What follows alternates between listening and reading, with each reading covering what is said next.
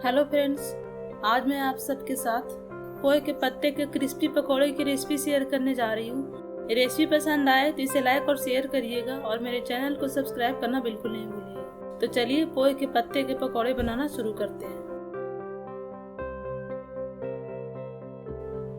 पकौड़े बनाने के लिए मैंने 250 ग्राम के करीब पोहे के पत्ते लिए हैं। इस तरह के डंठल में आते हैं, जिसकी इसकी पत्तियों को तोड़कर इस तरह से इसे अलग करना होता है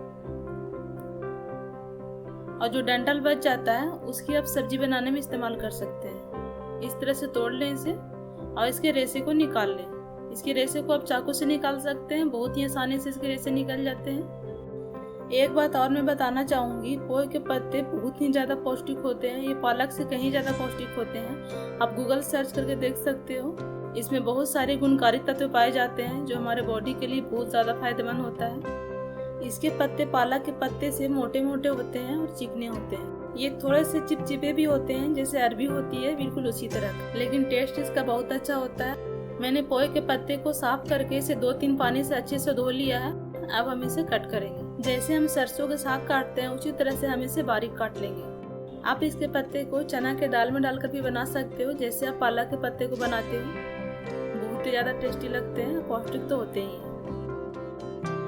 मैंने पोहे के पत्ते को कट कर लिया है और इसे एक बड़े बाउल में डाल दिया है। अब हम इसमें ऐड कर देंगे प्याज। मैंने 2 मीडियम साइज के प्याज को कट कर लिया है स्लाइसेस में, इस तरह का। इसके बाद इसमें ऐड कर देंगे हरी मिर्च। मैंने 3 हरी मिर्च लिया है कटी हुई। इसमें जाएगा आधा कप बेसन।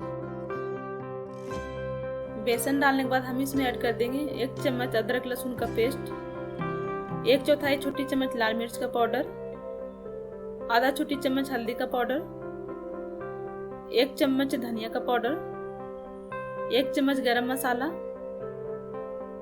और स्वाद अनुसार नमक।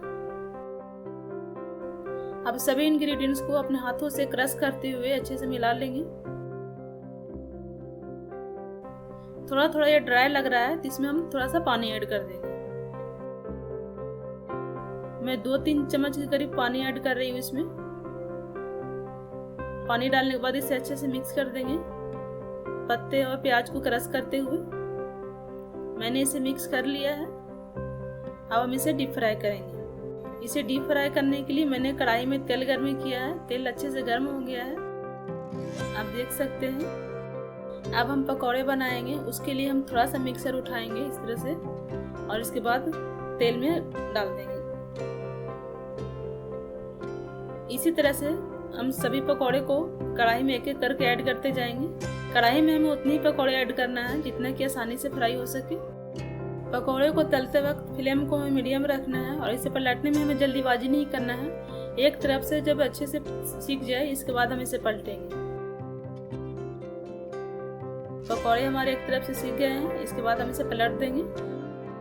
इसके बाद हम इसे क्रिस्पी होने तक फ्राई करेंगे।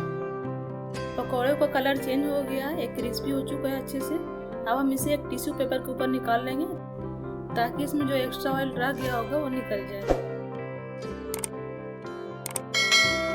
बाकी बचे पकौड़ों को भी हम सेम तरीके से फ्राई कर लेंगे क्रिस्पी होने तक। ये पकौड़े भी हमारे फ्राई हो गए हैं, इसे भी निकाल लेंगे। तो फ्रेंड्स, पोहे के पत्ते के बहुत ही क्रिस्पी, टेस्टी एंड पौष्टिक पकौड़े बनकर तैयार है। मैंने इसे केचप के साथ सर्व किया है। आप इसे पुदीने, टमाटर या धनिया की चटनी के साथ एंजॉय करें। दही के साथ भी ये बहुत ज़्यादा टेस्टी लगता है। इसे और भी ज़्यादा टेस्टी बनाने के लिए इसके ऊपर आप चाट मसाला छिड़क सकते हैं, नींबू भी निचोड़ सकते हैं। आप इसे एक बार ज़रूर ट्राई करें, ये आपको बहुत पसंद आएगा। और यदि आपको मेरी ये पोहे के पत्ते के पकौड़े की रेसिपी पसंद आई हो तो प्लीज़ इसे लाइक और शेयर करें और मेरे चैनल को सब्सक्राइब करना बिल्कुल ना भूलें। Thanks for watching. एक बार फिर मिलते हैं एक नई रेसिपी और नई